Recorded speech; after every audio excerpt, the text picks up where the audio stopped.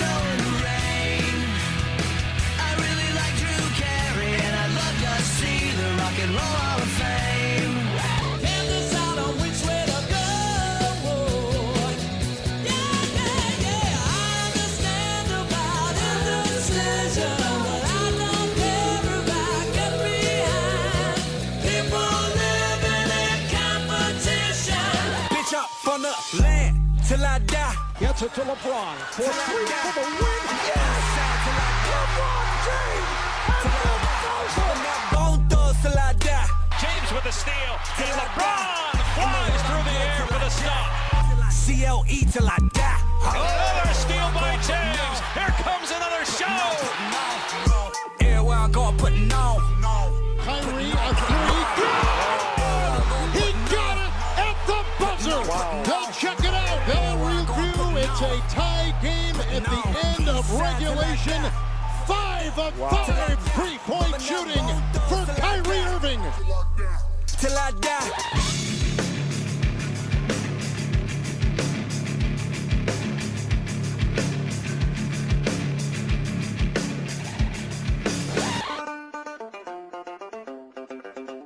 So hype right now.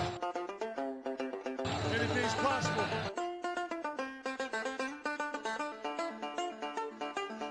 Anything's possible!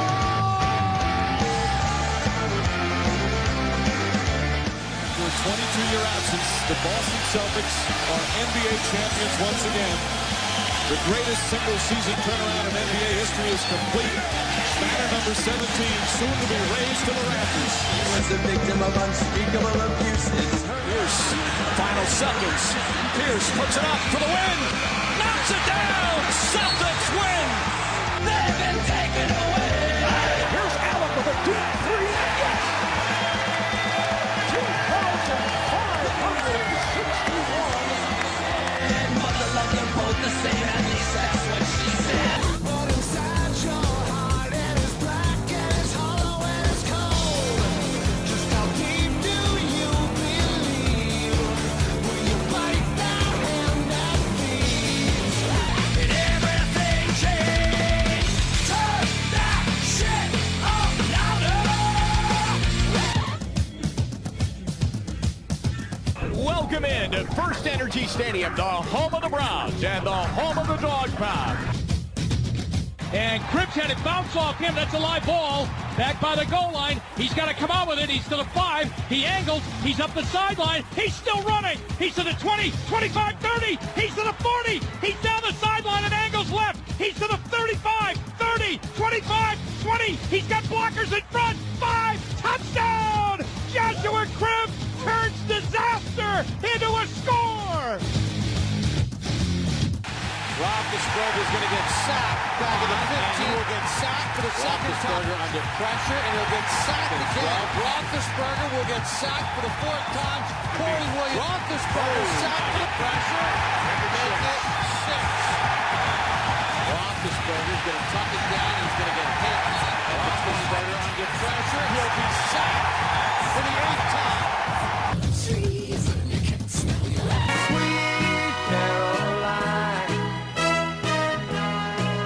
Times never seem so good. I've been inclined to believe there never was. Cleveland rocks. Won't go sing with me. Cleveland is the city where we come. City where we come.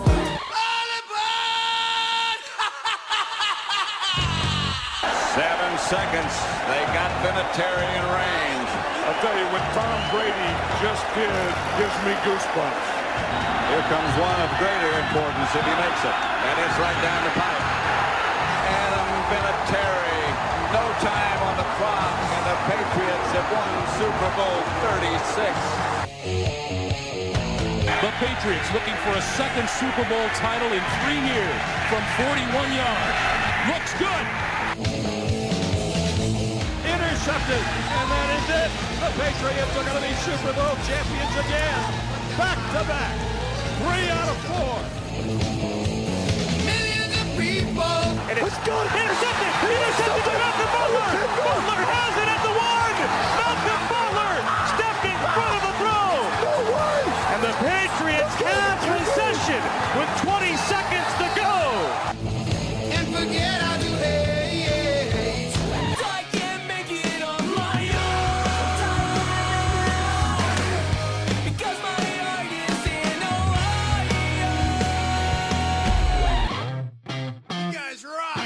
You know what I like about Boston? What's that? Winning the World Series. How about Big Poppy? Hey, is there a nickname for Millar? Loudmouth? He might be Chunk now. Yeah, he's mouth and trunk now. He came to the lake. 3, 4. Welcome to Jacobs Field and enjoy the game. 3, 4. 3, 4. 3, 4. Grabbing it is Pascal. Rack it up. Another one for the highlight reel. Three-way tie. But let's see what happens here. Way up. Good night from Cleveland. Tomei beats the Blue Jays with a 13th inning home run. Me, back where it comes from. It gets away.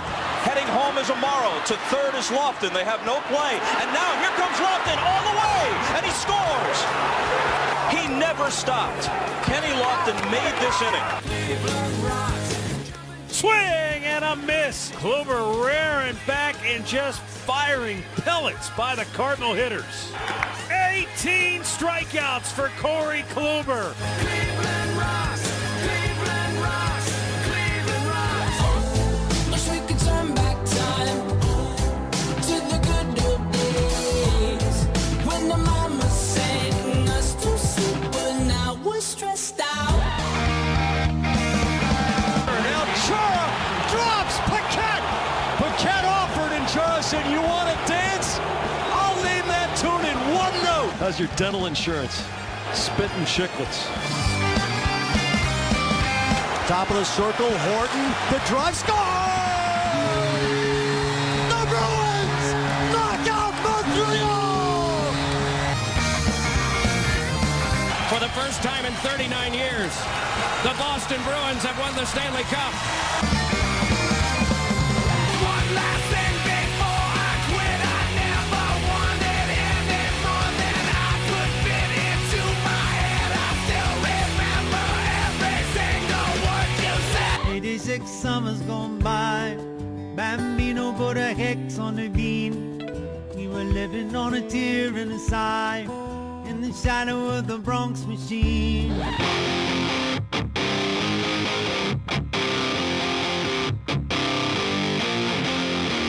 And there you go. Holy smokes, was he knocked into next week. And now Bortolo has Benino's down. Bortolo squaring up here.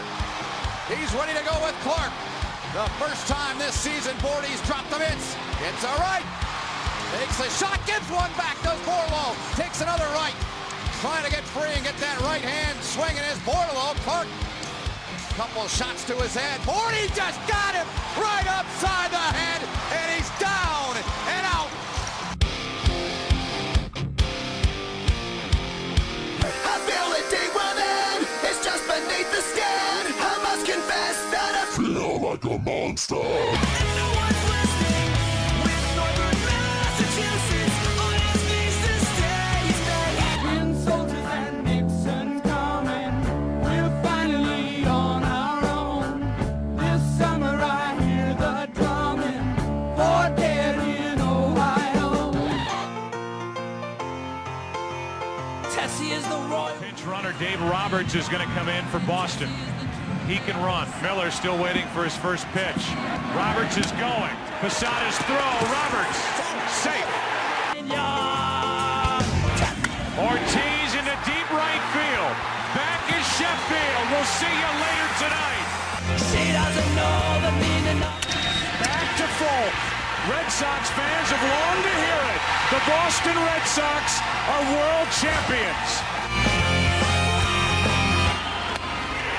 Game over, series over, and the Red Sox are world champs again. And sometimes when It hasn't happened at Fenway Park for 95 years. The Red Sox sing and swing. 2, 3, 4. Oh, Halloween, the voices calling me. They get lost in and out of time. But I love that dirty water. Oh, Boston, you're my home. You're the number one place.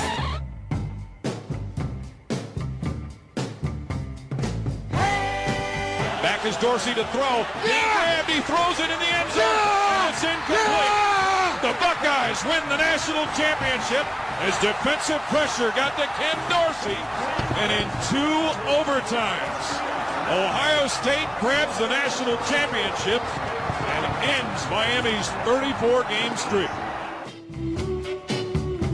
Intercepted by Eli Apple at the 25, and Apple will go to the ground at the 32, and that's it.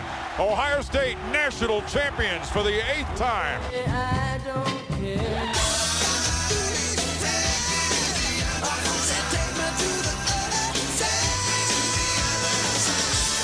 Cleveland rocks, Cleveland rocks, Cleveland rocks, Cleveland rocks, Cleveland rocks, Cleveland rocks, Cleveland rocks, Cleveland rocks, Cleveland rocks, Cleveland rocks, Cleveland rocks, Cleveland rocks, Cleveland rocks, Cleveland rocks, Cleveland rocks, Cleveland rocks.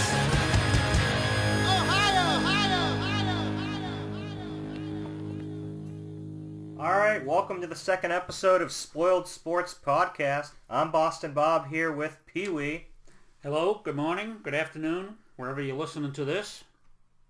Our first topic for discussion today is going to be the Browns' big signing of RG3. Browns needed a quarterback. There were rumors about Kaepernick. There were rumors about RG3. I personally think they probably should have just gone after a QB in the draft, but they could still do that with RG3. What's your opinion on that? Well, I heard that when they got RG3, I heard that the Rams were also chasing RG3. Saw a comparison. Some people couldn't understand why RG3 would choose the Browns. I can see why the Browns would choose him. There's a huge upside. Could be a bust, but if he goes back to his original level of play, then it's a big win for them. He doesn't have to show it all this year. They still have McCown until he gets hurt. But there are a lot of things about the RG3 signing that people said were strange with the Browns. Like he wasn't going to be the starter. He could have started with the Rams. The offensive line of the Browns, he's going to be, if he does get in there, he's going to be running for his life. And team stability overall. So I think it's a good move for the Browns. I'm not sure if it's a good move for RG3. Yeah, and Skip Bayless would agree with you. He thinks RG3 is just kind of there to mentor a young quarterback. He said he's fearful for RG3 because he still thinks the Browns are going to draft a quarterback, so he's going to be involved in another QB competition, and he's going to end up signing with a team he's not going to start or play for. I like the RG3 signing. I love a mobile quarterback because it's very unlikely that a team's going to be able to get another Peyton Manning or Tom Brady, someone who's that skilled from a strict pocket passing play. But when you don't have someone who's as talented as Tom Brady or Peyton Manning from the pocket, it's so nice to be able to have a quarterback who can scramble out of a pass rush. Aaron Rodgers has the best of both worlds. He's accurate, he's got a strong arm, and he can scramble. Andrew Luck's the same way. He can scramble. Alex Smith scrambles. Granted, he doesn't have the best arm, but the ability for him to scramble makes him a top 10 quarterback. I think RG3 is going to be okay. I don't see him being a mentor. I thought that was funny when you mentioned that you had heard he could serve as a mentor for someone. He needs a mentor still, as far as I'm concerned. I don't know just how he's going to work out. The fact that he's going to be running for his life is pretty much a given.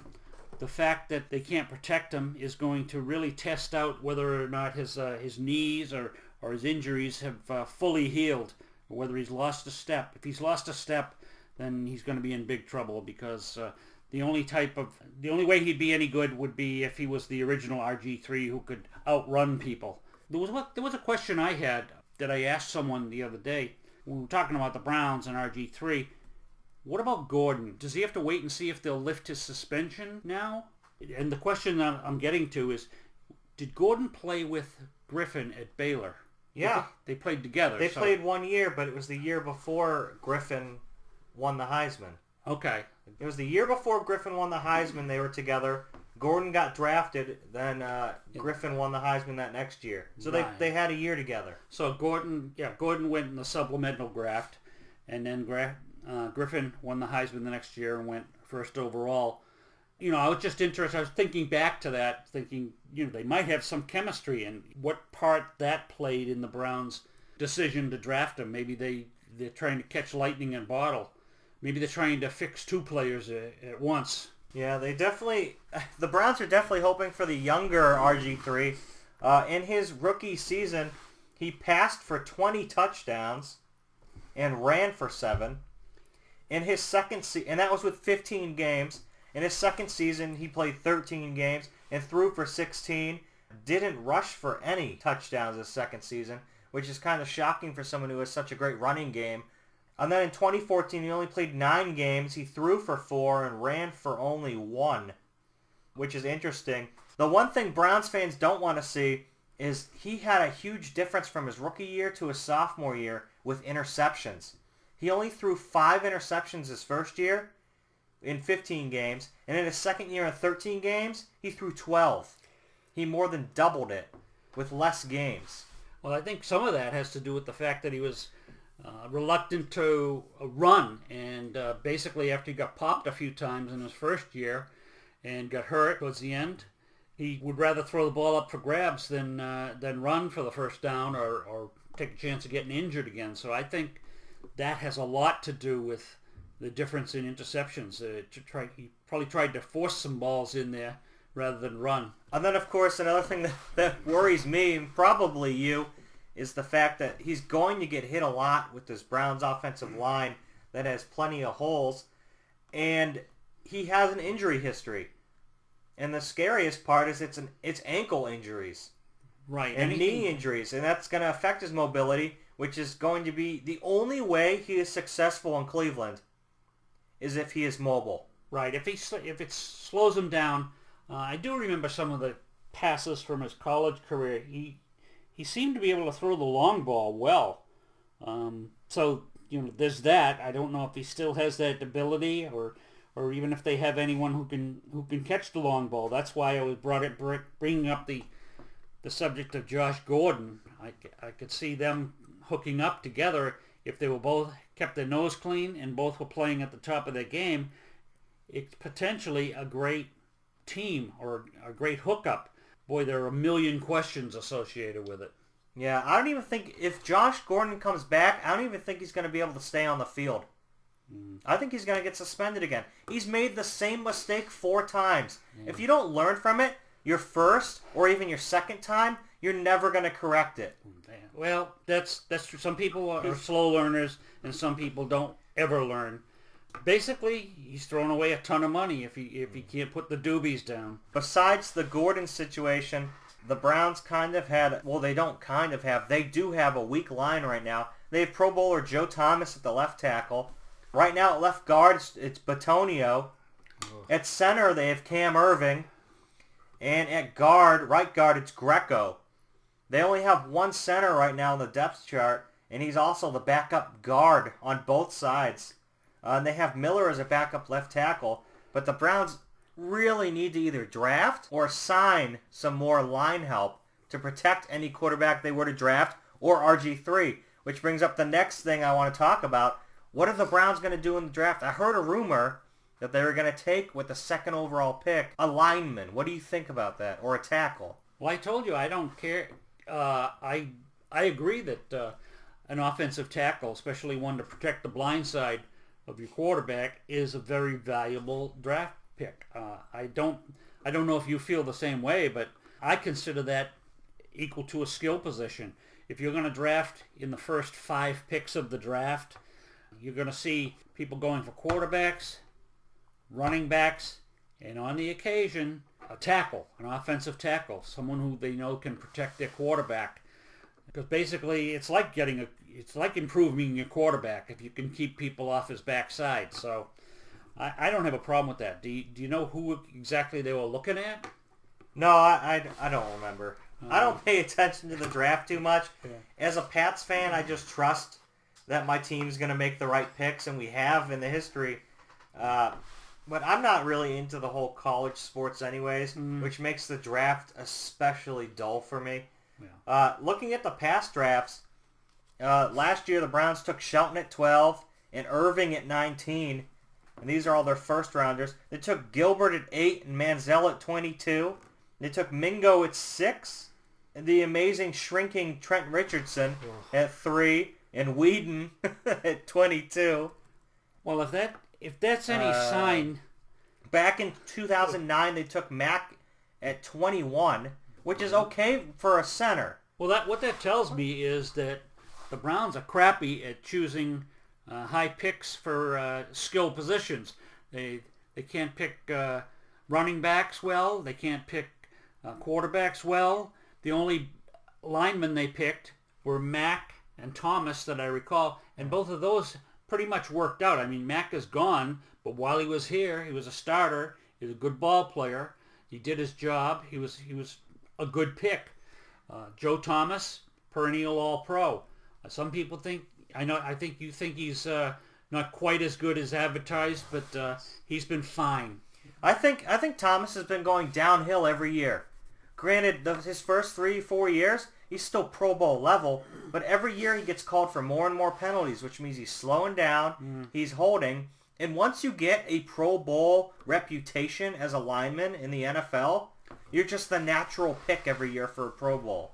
Some players don't earn it late in their career. Kind of like in the NBA when players make All-Star games. Like Shaq is last year, there was no way he deserved to be on the All-Star team. But he made it anyways because he has the reputation. It's that way with linemen in the NFL most of the time.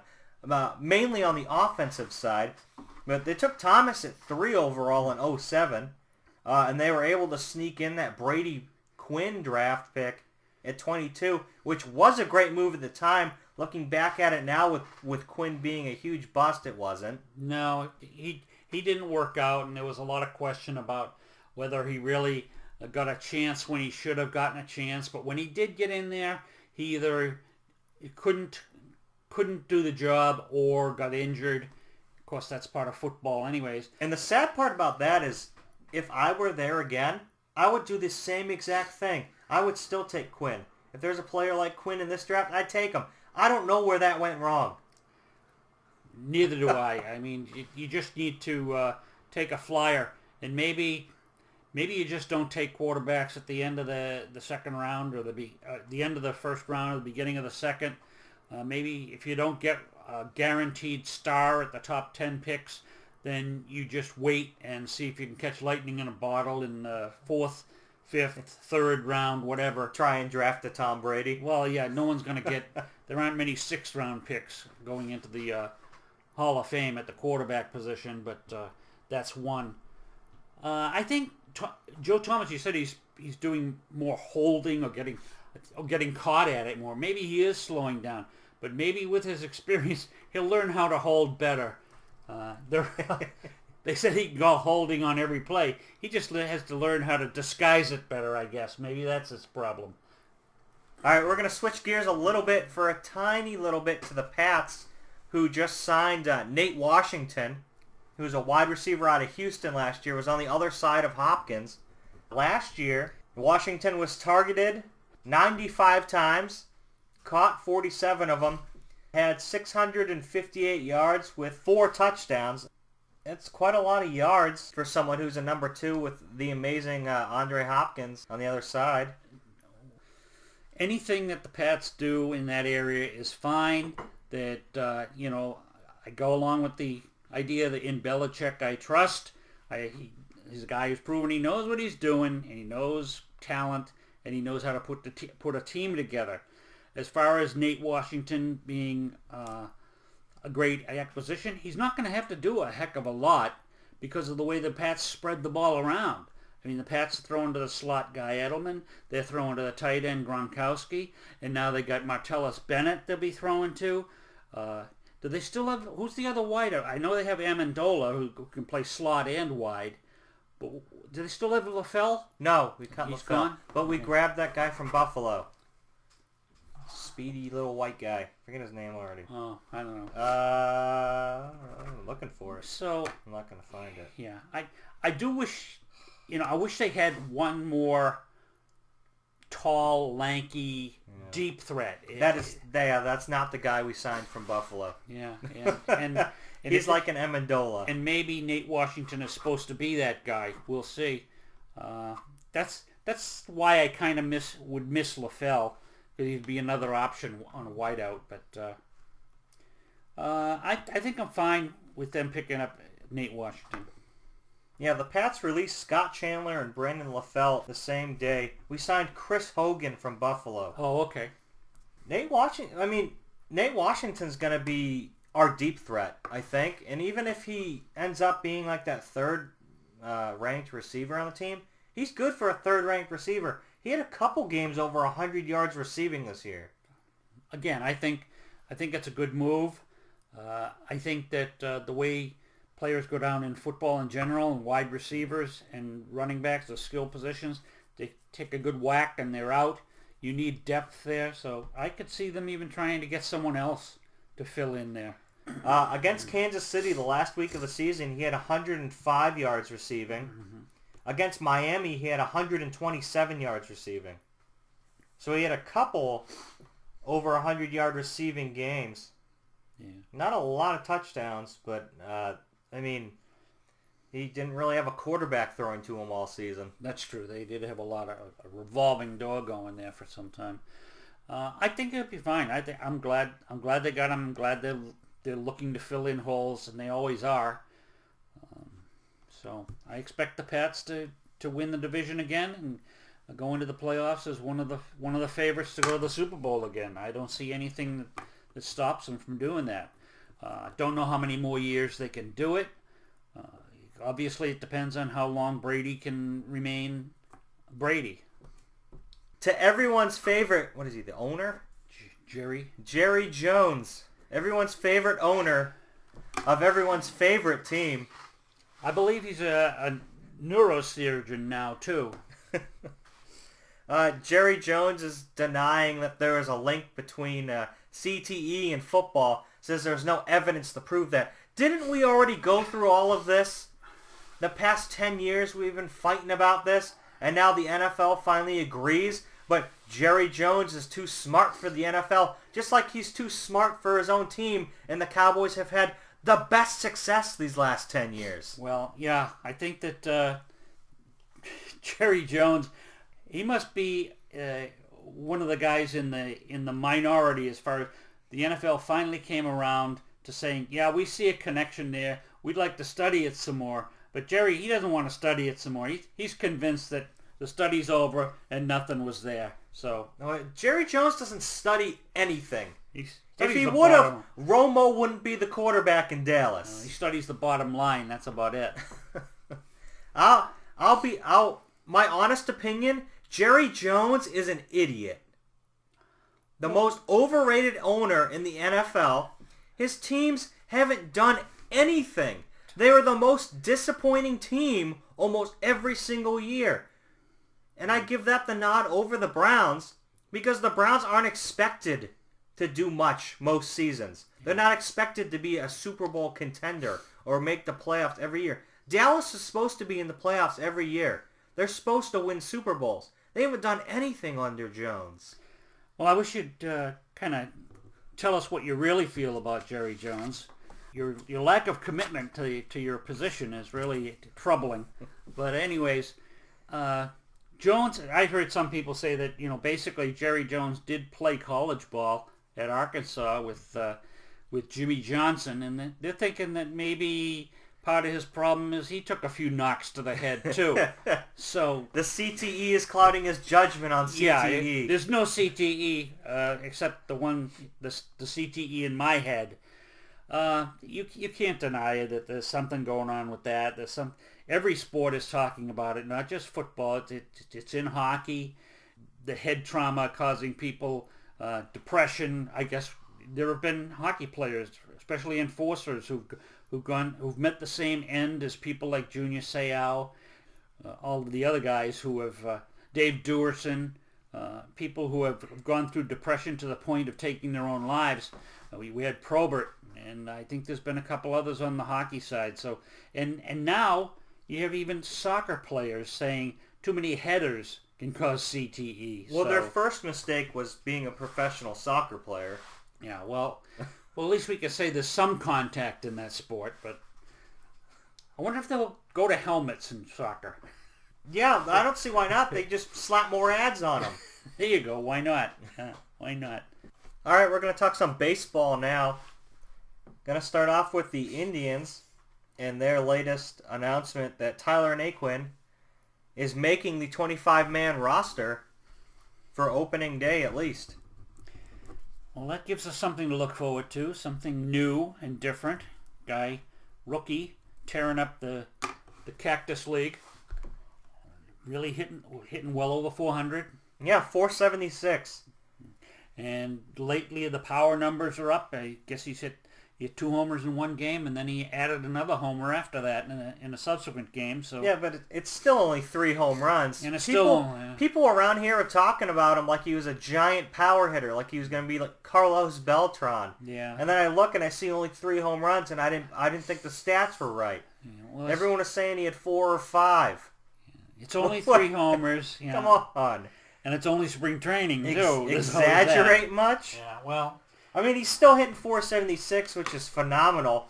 And I think the numbers that stand out more than his 3 home runs are the fact that he has 3 triples and 3 doubles already, too. Mm-hmm. Yeah, it seems like he's having an all-around spring. Able to dial up the power now. Been probably hitting the gaps with those doubles and triples. So, basically this is what it's like. Every spring there's a phenom, and sometimes they come in and they actually start the beginning of their major league career and they're off and running. Other times, after they've gone around the league once or twice, the pitchers catch up with them, and it's back to the minors to work on some things. So, but it's always fun to imagine whether they've really discovered something or have lightning in a bottle with this guy. So it'd be interesting to see if he's able to keep it up. I think something else that people need to start talking about is the fact that Mike Napoli's hitting 459 in spring. Someone who's not a good average hitter. If he gets 250, you're pleasantly surprised out of him. He also only has 3 home runs, but the power will come with Napoli. And then, surprisingly, the power out of Jose Ramirez this spring, too, with 4 home runs. I believe that's leading the tribe right now. And he has the most ribbies second most ribbies with 11, it looks like. No, third most. Gio's actually out hitting him a little bit. Gio Urshela hitting 308, and then he has 12 ribbies, and he has 5 home runs. Yeah, well, you never know what's going to happen with the Indians. That Central Division is obviously, with the Royals there, if you think you're going to challenge for the top spot there, it'll be a big upset to consider anyone else to be favored other than the Royals in that division. A lot of people talking about how the Tigers were very disappointing last year. Will they bounce back? So I don't think so. I don't see anything out of them that suggests that, but you've seen weird stuff. I think that the Indians could conceivably finish second in that division and challenge for a wild card. I mean, I see that as their possibility. It seems like it's a tough break for them to be in the same division as the defending world champions, but that's the way it is. So. I think this has been a very positive spring for the Tribe. Sure, Gomes and Kipnis and Brantley haven't been hitting the cover off the ball, although Brantley's been injured. Mm-hmm. Mm-hmm. But those guys, they're going to bring it once the season comes. You have Gio and Lindor and Napoli and Naquin and other young guys who are tearing the cover off the ball in the spring. Yeah. Which is great because you're going to have those veterans who are going to play well, and you have these young guys who are playing their best ball they ever have. If they can bring that into the regular season, it's going to be one hell of a team. Oh, it's going to be definitely an interesting year. Again, they did address the issue with needing some power from the right-hand side by picking up Napoli. I think we've talked in the past about how he can be a streaky hitter, but basically that's just the way he is, and he's definitely a major league professional hitter from the right side of the plate. So basically, he could fill that role. Brantley, I guess, as I said, he's limited for the rest of the spring, and we'll see where he goes with that. What is the actual nature of his injury? Is it a back thing, or in any event, they seem to want to take it easy with him the rest of the way, and which is a good thing because basically he's a super important cog at the top of their lineup, and has been for the couple of years pretty much the face of the Indians lineup. It's his shoulder. Shoulder? Throwing shoulder? I don't know. Anyways. Trying to look it up. Too many. But these just keep... That's right. Once you find that out... It's in the headline. I read the headline, click on the story. You have to wait another 5 minutes for that to load. I'll have another question when you find that out, too. Anyways. His right shoulder. Right shoulder. Okay, it's not his throwing. No. But, so I think they'll be careful with that, and obviously there's no reason to take that, there's a reason to take it seriously, but there's no reason to really work him too hard and have him play too much and injure it worse. So I think it's fine. And Indians fans should be grateful that Gio is hitting so well in spring, because his counterpart, although granted Chisenhall doesn't play third anymore, they're sticking him in the outfield, he's hitting a whopping 45 this spring. Oof, gee. Which, I mean, you can't judge how their season's going to go from their spring, but as someone who's a potential starter in the lineup, you can't hit 45 in spring and still start. Well, I think that basically the fact that we're going to get to see Lindor again, see how he does in his sophomore season.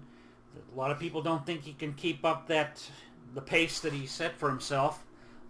But again, we talked about it in the past. All he needs to do is pretty much play defense the way he can, the way he has, and continue to hit a little bit. If he's going to be the guy that leads your offense, then you're in trouble. You think Brantley's going to have another MVP caliber kind of year? Well, I don't see why he couldn't, as long as the injury doesn't turn into something chronic or ongoing or serious. We don't know the nature of it. If it's kind of rotator cuffish type stuff or some kind of separation, or again, how serious that is, and whether or not they can get it squared away before they get too far into the spring schedule of the regular season. I see no reason. He's proven himself to me. He's solid. Yeah, Lindor's hitting .310 this spring.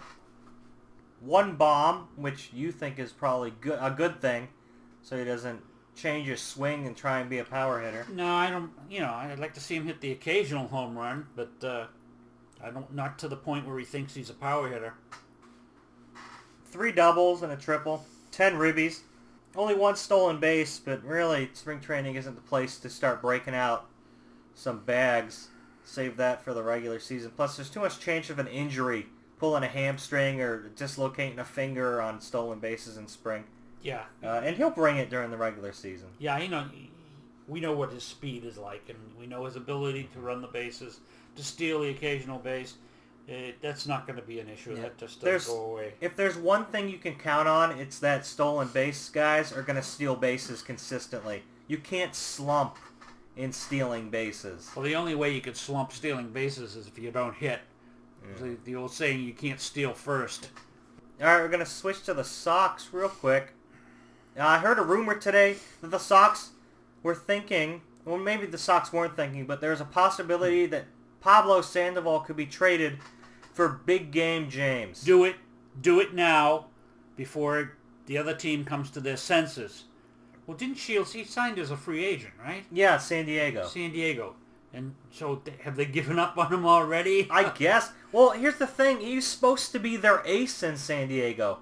I always thought Shields was overrated. He's not an ace. If Shields can be an ace, then Porcello can be an ace. Right. And Porcello is not an ace. Yeah, I consider them both to be a number 2 or a number 3 starter. And, I've always thought that way about Shields. The thing about Shields with the Rays was that basically they had decent offense. They could score runs, and he could keep them in ball games. Basically, he wasn't a shutdown pitcher. He didn't walk many people, but he also wasn't too overpowering. Sometimes when he had great stuff, he was tough to hit, but he was always a solid 2 or 3 pitcher. And he's always been good at holding guys on too. Right. You're always at the tops of the leagues in pickoffs. He'll give you a quality start, and if you're a decent team, that's all you're looking for. As a 2, I could take it or leave it, but we would probably put Shields in that 3 spot, and I am okay with that as well. Right. As much as I think he's overrated, as a 3, he'd be fine. Well, again, I think it's a pipe dream, though. There's no team that's going to take Panda, especially with the recent documentation of his weight struggles and his fielding last year, and he didn't hit much last year. I think this is one of those pipe dream things. I don't know who proposed that deal. If indeed San Diego was thinking of that, the Red Sox should be all over that. Especially, well, actually, the money is probably going to be a push because they're both carrying huge contracts. And I'd love to see Travis Shaw starting at 3rd. I think he's earned it. He's hit pretty good against lefties for a lefty, and he's fine against righties, and he's a Kent State grad. Yeah. I'd love to see Shaw as the starting 3rd baseman. Well, I couldn't imagine him being worse than Sandoval defensively. I really don't recall seeing much of him playing 3rd. I saw a lot of him in the outfield last year, and I think some first base. So, basically, I just love his swing. He seems to have that natural left-hander swing that's, a thing of beauty to watch, and when he connects, it's really picturesque and everything. Just a natural hitter, it seems like. So, I like Shaw. I was seeing something here about Buchholz missing a start in spring training. That's usually kind of early for him to start missing games. Well, maybe if they lay off him now, he can last a full season. Yeah, I don't know. I just don't see it with him. So I don't know what that deal was. I just happened to go by that title of that story on the Red Sox page, and I missed a minor league start. So. I don't even care. I'm too excited about Craig Kimbrell. Mm-hmm. His career stats in the MLB is a 163 ERA, with 225 saves, 563 Ks. This spring, he's pitched 5 innings, has 9 strikeouts, and hasn't given up an earned run yet. Well, I'm pretty excited to see him with the Sox. He's a proven closer. You never know how that's going to work out, whether he's going to be carrying that success with him forward with the Red Sox. Sometimes they catch up with closers, but I have seen no evidence of him slowing down at all. He still brings it in the high 90s.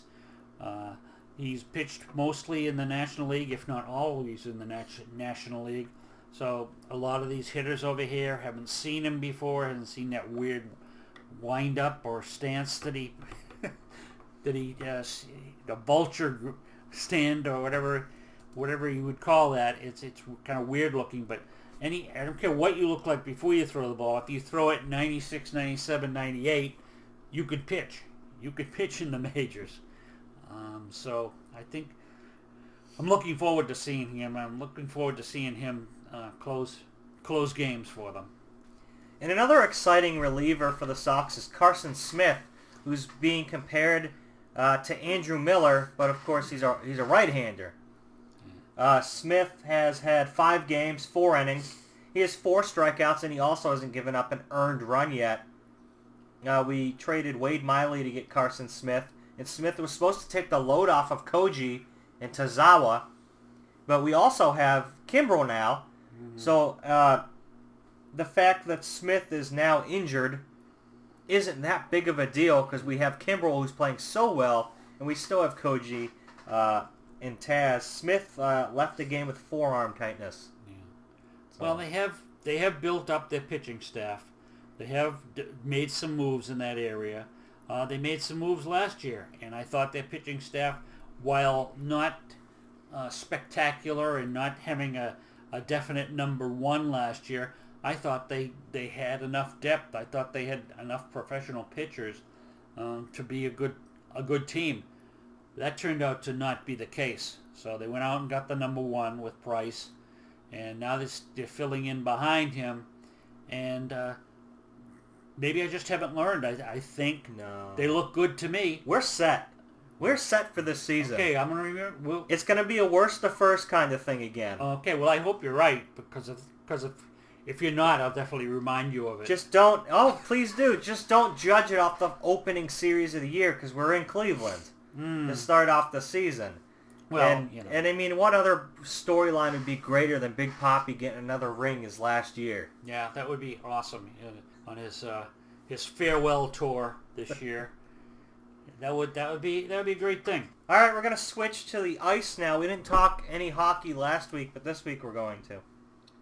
We want to start off with the playoff hunt so far. It's been a surprisingly good season for the Bruins.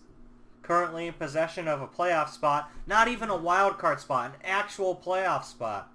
Being third in the Atlantic with 86 points, trailing Florida and Tampa Bay, who each have 91. And in the Metropolitan, Washington with an astounding 111. The New York Rangers with 92, and Pittsburgh with 88. The last two wild card teams are the Islanders with 87 and Philly with 85. But the only team Boston has to worry about is Detroit with 85 points. And, I mean, I guess if Ottawa can get 10 points, we have to worry about them. Yeah. But there's no way we get 0 and they get 10. Well, they're running out of time. That's quite a bit to make up at this stage of the season. I'm not even super excited that the Bruins are in the playoff hunt, even though our team was completely butchered in the offseason. I'm more excited that Montreal started off so well, and then they've completely tanked out of the playoffs. Yeah. They started off so well. Yeah, you think they missed Price? Yeah. They have a lowly 74 points. Didn't they win like 12 in a row at the beginning of the season? Oh, they were like the top of the league. No one can beat them. And they were like challenging Chicago for like the best start ever. Yeah, and it wasn't so much that Price was carrying him. Price was being Price, but once he went down, their goaltending took a dive, but the rest of the team followed. People like Pacioretty and everyone else just stopped scoring and stopped playing Plekanec. Who's their leading goal scorer? Do you know who it is? Oh, is it Galchenyuk? Yes, it is. A guy who didn't even start off on the top line. Yeah. So, he's been amazing lately, which is great for my fantasy hockey team. Yeah. That I believe is still beating you in the finals. Well, I haven't looked. What's the score? It's still 8-4? I don't know. I haven't checked yet. Well, maybe I'm ahead now. You're not ahead. Well, I will be after today. Today's a full schedule. Yeah, but I have one too. Yeah. Well, we'll see. Oh, a full schedule too. I'm up 7-5. 7-5. Oh. The sweater puppies are up over the Blades of Glory 7-5. We'll see what happens. Al, there are games going on right now. Yeah. 7-5. So I picked up a game. I was down 8-4. I'm 7-5. Yeah, but I mean some of those categories are. I'm pretty sure it's the plus minus. Yeah. We were tied at -7. Yeah, you took that. You have -6 now. Yeah, that fluctuates all over the place. So we'll see what happens. We'll see what happens with that. Well, thanks for... Oh, never mind. I was going to say thanks for reminding me about fantasy hockey because I have a player who's out and I need to take him out, but his game already started. Oh, that's a shame. That's too bad. I would have had a full lineup. Now I don't. Now you don't. Anyone else? Tyler Myers is a pansy. Anyone else hurt? No. How about your team's fine. Don't check it. Rick Nash is fine? Oh, actually, Tyler Myers is out for the season now with a hip injury. Well, Tyler Myers, he wasn't going to carry your team anyway. No, he was my goon. He was one of my goons for the minutes. Penalty minutes. Penalty minutes. Yeah. I've been not good on penalty minutes this week. I'm going to pick someone up now. talk. For tomorrow, Record this pod. Add your 2 cents about the Bruins right now while I pick up a new defenseman. Oh, boy. I don't think I want to do that. Well, the Bruins, I'm happy that they're playing as well as they're playing. I didn't think that they were going to be that good this year. They certainly had a huge upheaval last year with players coming in and leaving, and then Chiarelli going out the door and Sweeney coming in as the GM. They started out playing okay. They're playing solid. Again, like you said, they've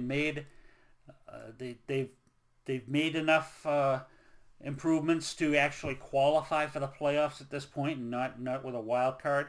I know they haven't clinched anything yet, and there's always a chance that they could go into the tank between now and the middle of April. But I'm happy. I'm happy with it. With the fact that they're not as bad as last year. I guess that's all I can say. Will they go anywhere in the playoffs? If they win one series, if they win their opening series, and I think that's probably as far as anyone realistically can hope that they'll go.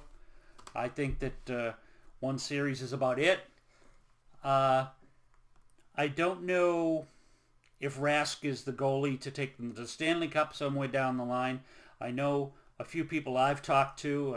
I have a friend who's a season ticket holder who is of the opinion that Rask is just not a money goalie. He's okay, but he's not the guy that's going to lead them to the promised land like Tim Thomas did several years ago. So, Rask is a question mark in my mind as well. I don't totally believe in him either. Were you able to pick anyone up? No. Yeah, I did, but I won't get him till tomorrow, and it's the last game of the year, and he doesn't play tomorrow. No, so you need. So I overlooked that. So you wasted a pick. Yeah. Yeah. No, I can cancel it. It's a waiver. Oh, okay. I can cancel it right now. But you're only allowed 7 waivers. No, I can't cancel it. Son of a bitch. That's all right. You're going to have plenty of slots open because there's hardly any games going on tomorrow. I know. That's why I'm picking up all the best players now while you record the podcast. Oh, is that what this is? And you're going to have like an empty lineup. Well, you know what I think? I think that it's about time you actually had a chance to win something as far as fantasy goes. Especially in hockey, especially in football. We won't talk about your success in fantasy football. Yeah, well, I'm a contender every year in baseball. Yeah, yes, you are. Mm-hmm.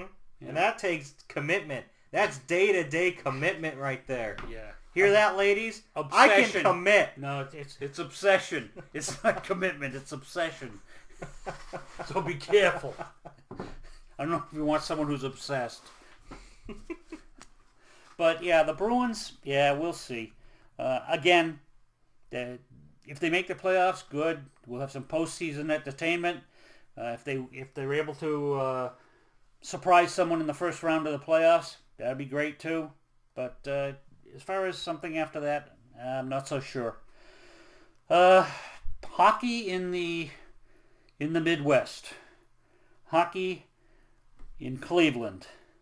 The Monsters. Actually, the Monsters, the AHL squad, is they are going to make the playoffs. Yes, they will. And they won't make the playoffs so far. They are playing reasonably well. Again, they're probably around the same level of the Bruins at that level, in that they should challenge in the first round or two, but they're certainly not coming across as the power of the AHL. But it was solid. You never know. Sometimes a team catches fire. Been to the games a few times, and it's a good take. The AHL, the Monsters at the Q, is a good take. Anyone who wants to see if they like hockey, or even if you do like hockey, you're going to see good hockey there. And you're going to get a good seat. That's another thing. So basically, the Monsters are a good deal. We talked about something else. You said one of your buddies, Jay, said that he thought that Cleveland could support an NHL team. I know they tried it with the old Barons. There was the Barons from the AHL, and then they brought in, I think they brought in the old Oakland Seals for a year or two and turned them into the Cleveland Barons of the NHL. So we'll see. We'll see. I don't know if that would ever work. The only other example that we have of a professional if you can call it that, hockey league is when the WHA was here in the early to mid 70s, and the Cleveland Crusaders were playing in Cleveland. They drew on average between 5 and 7,000 people on an average, which is not really professional quality, but that was the WHA. Can they support a team? Basically, if they bring in a winning team, yes. So I don't know how that's going to work. If you bring in an expansion team, or maybe they're just waiting for Columbus to get good, and then they're going to steal that team. I don't know. I wouldn't mind if they brought them in for. They should bring Columbus up for a couple home games during the course of the year. I think that's a great idea. Play them at the Q. Kind of like what the NBA did, where they had the Hornets playing at like 50 different venues in a season. Right. Trying out new cities. Well, the Celtics, I don't know if you remember, you probably might not, but they used to play in Hartford 1 or 2 games a year. A home game in Hartford, Connecticut. And, people down there always look forward to it. I think that would be a good thing if Columbus could come up here and play a game in Cleveland. Maybe, I don't know if the league should talk them into it to see if maybe there is. But you got all this territorial stuff, and the people in Columbus would be kind of hard put to see if Cleveland can support a team, because they'd be in the same territory. And actually, Detroit and Buffalo aren't that far away, and Pittsburgh. So basically, that might be what makes it so hard to sell in Cleveland, is that there are other teams not too far, not more than a couple hours drive away, that people have formed attachments for, and maybe that's why. I'm killing you in fantasy right now. 7-5? No, I mean like in the waiver moves. Oh. I'm going to pull the plug on your laptop. I'm not plugged in. Oh. I might need to charge it if you keep talking so long. Yeah, well. No, I don't think the NHL could be supported in Cleveland at all. Yeah. There's no way. They have enough trouble trying to support an AHL team.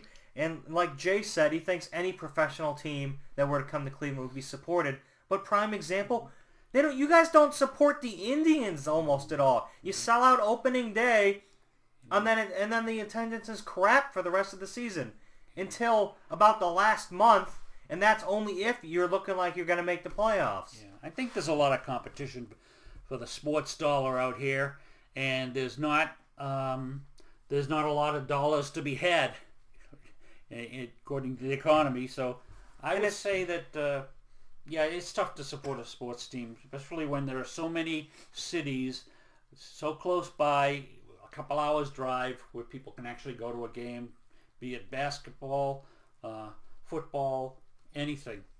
And there are prime examples of teams that don't draw. Winnipeg is in the bottom 6 in attendance in the NHL with an average of a little over 15,000. Their average is 15,294, and that's a Canadian city. Well, they've been starving for hockey to return there since they lost the Jets originally. They made the playoffs last year. They did, and they have improved. And 15,000 isn't a bad draw, I don't think.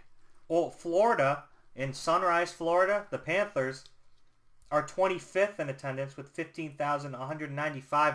They had a few games where they drew under 6,000. Yeah, Florida and hockey, basically. But it's a professional team. Yeah, well, that's Miami, See, right? It's not a valid argument. I think it'd be hard to support a major hockey. Get this. Some people don't even think that NHL is a major league. So. New Jersey, and they're in a playoff hunt. They're only averaging 15,019. They're 26th. Columbus is 27th with 14,093. Yeah. That's almost a 1,000 attendance drop-off from New Jersey to Columbus. If Columbus can't support a team, and that's an exciting team to watch, and they're usually fairly decent for a Midwest kind of team, there's no way Cleveland could. Yeah, I don't think so. Basically, they still need to prove that they can support 3 teams. Obviously, they can support the Browns. They're going to support the Browns. People are crazy about the Browns. It's definitely football area. Baseball, when the Indians were on that roll, they drew like crazy, set the record for sellouts, and people went crazy for them. The Cavs, when LeBron first came and when he came back, it's a big ticket to get. But in between, for an also-ran or a second division team, this is not the place to be. There's just not a lot. There's just not a lot of sports dollars to be had. People don't go to the Q to see the Cavs. They go to the Q to see LeBron. Well, LeBron is the team. He is basketball in Cleveland. Well, that's too bad because they have some good players in that team around him. They have a team worth watching.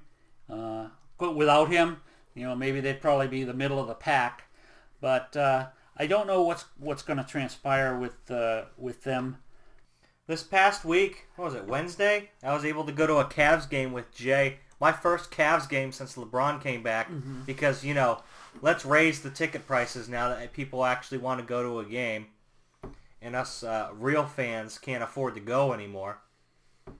But I went, and Jay brought something to my attention that I never realized, and that's the fact that Kyrie Irving does not pass the ball. He does not pass. And I was like, no way. Like, look, Kyrie's great. He's talented.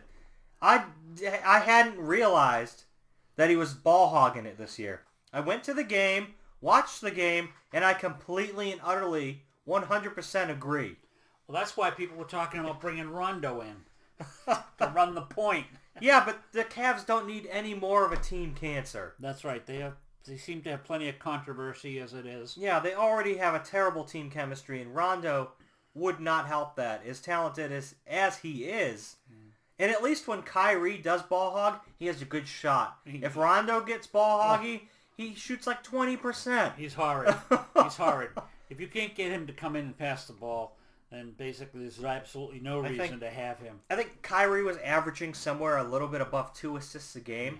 Yeah. And in this game, we saw Kyrie at his best in his passing. Mm-hmm. He had 3 or 4 of them. But the other 3 times he tried to pass, all horrible passes that were turnovers. Well, they weren't even close. Maybe it's a good thing he's not passing this season. Well, he's a solid guard. He can play the 1. He can play the 2. If they could get a guy who could really play the 1, then Kyrie would be a spectacular 2.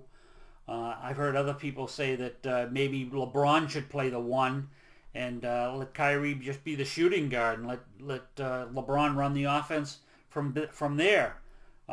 There's enough times that in the half-court game they're going through LeBron anyways, him dribbling the ball at the top of the key. Basically, maybe he should just run the offense all the time. There's a lot of controversy. There's been a lot of controversy. I know the other night, again, the Brooklyn game, that sad loss they had to Brooklyn, that LeBron was visibly upset during some plays, ranting and raving that it was obvious that he was not happy with the way the game was going. I don't know if it showed up that he was unhappy with his teammates. Oh, you know why he's unhappy. Because LeBron can do no wrong. He's not upset with himself. Well, LeBron is the Jesus of Cleveland.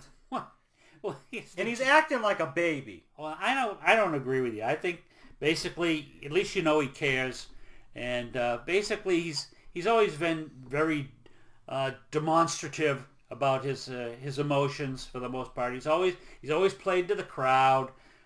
So basically, that's just who he is. I don't have a problem with it. I think basically he can do whatever the heck he wants because he's definitely the face of the franchise, and he should be. They've added enough pieces to be a winning team. I believe they still have the best record in the East. Yeah. Okay, then. Well, I don't know what all the whining is about, and there's not LeBron whining, but the whining on the newscasts or whatever. Yeah. Oh, gee, LeBron, he stopped following the Cavs on Twitter. Oh, that's a big deal. And then they ask him the question, and he just looks at them, laughs, and walks away.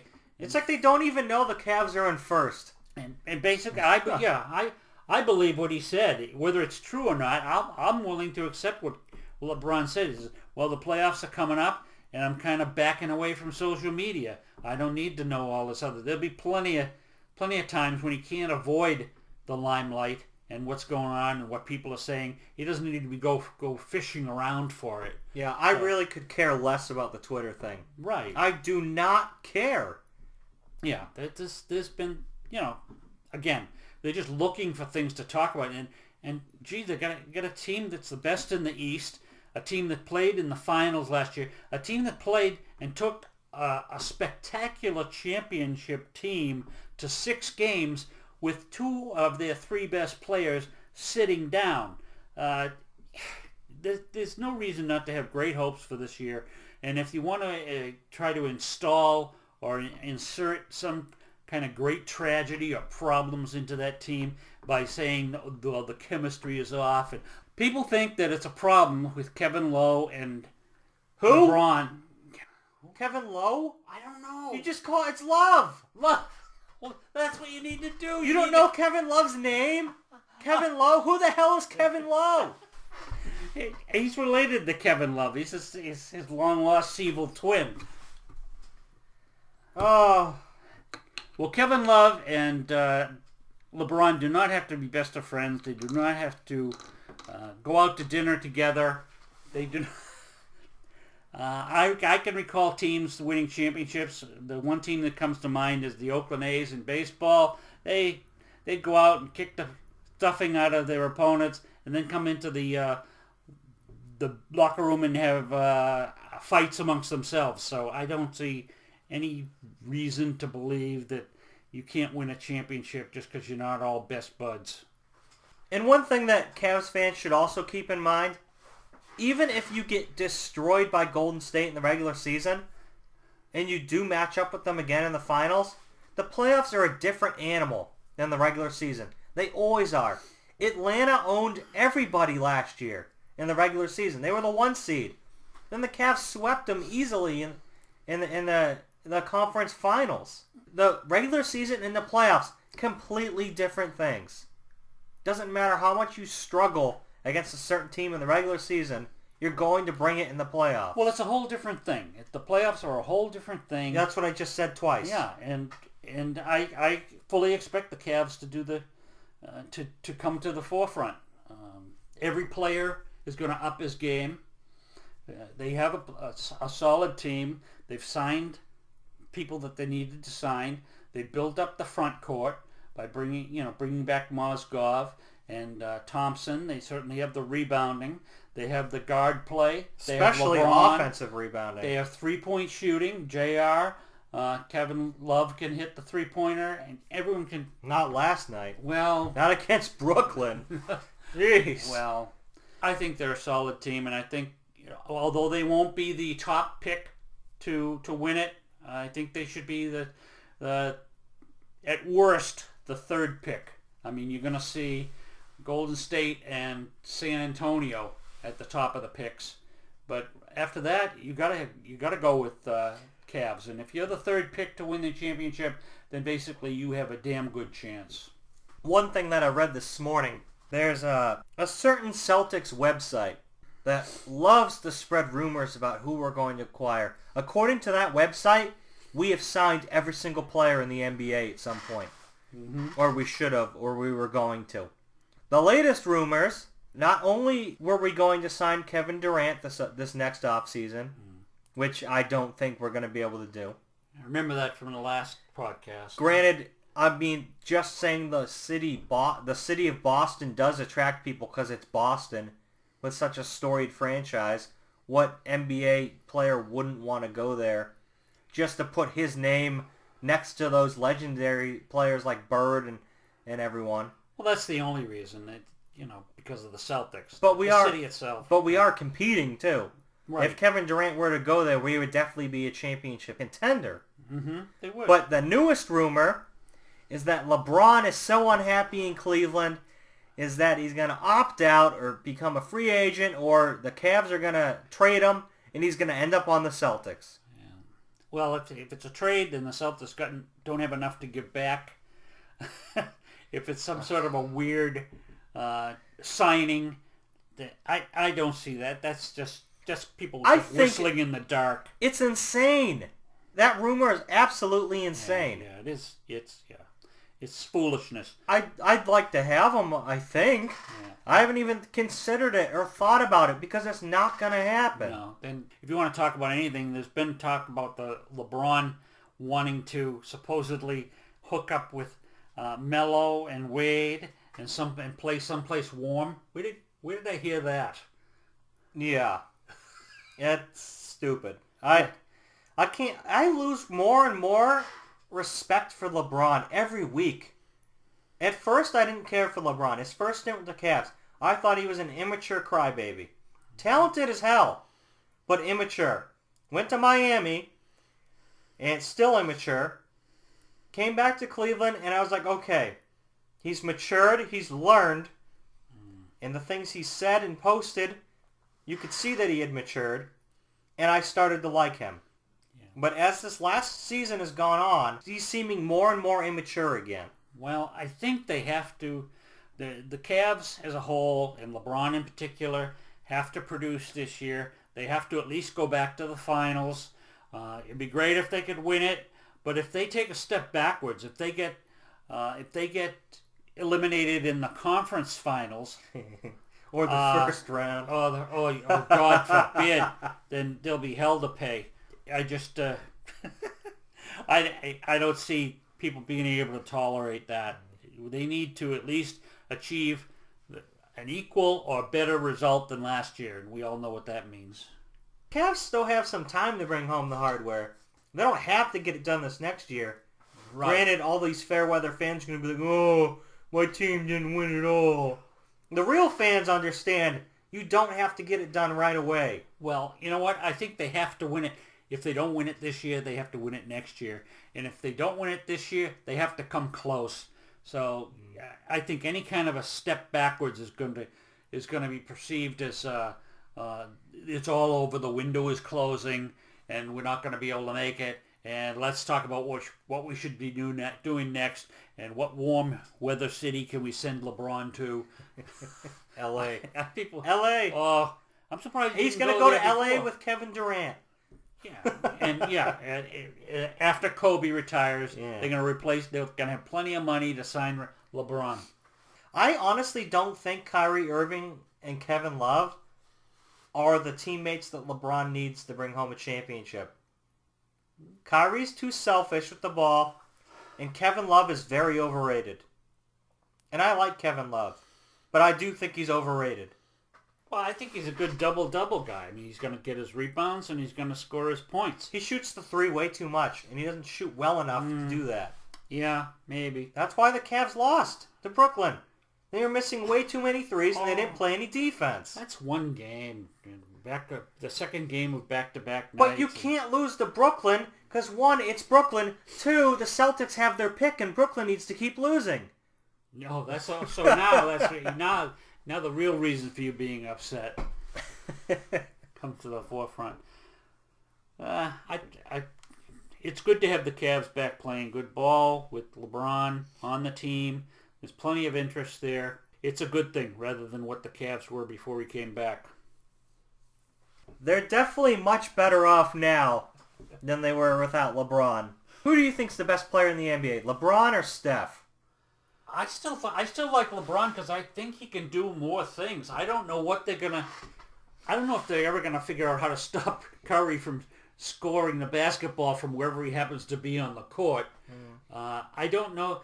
Someone's gonna have to come up with some sort of defense that plays. I don't know. Instead of inside out, outside in, they play the three ball first. I think what they. No zone. You can't play zone against Golden State. No, I think it's going to have to be someone who has a good inside defensive presence so that they can let the other four guys roam out there. Some dominating center. I don't think Mozgov is that, but he is a big guy. He has a big body, and maybe he just needs to cream anyone who comes in there.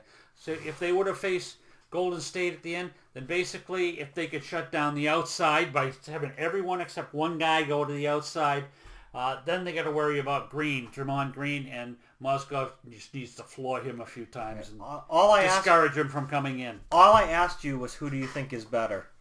Then what? LeBron or Steph, and you went off on a tangent. Well, that's too bad. I agree. LeBron is better than Steph because LeBron plays defense. Steph Curry doesn't play that lockdown defense. He doesn't block shots.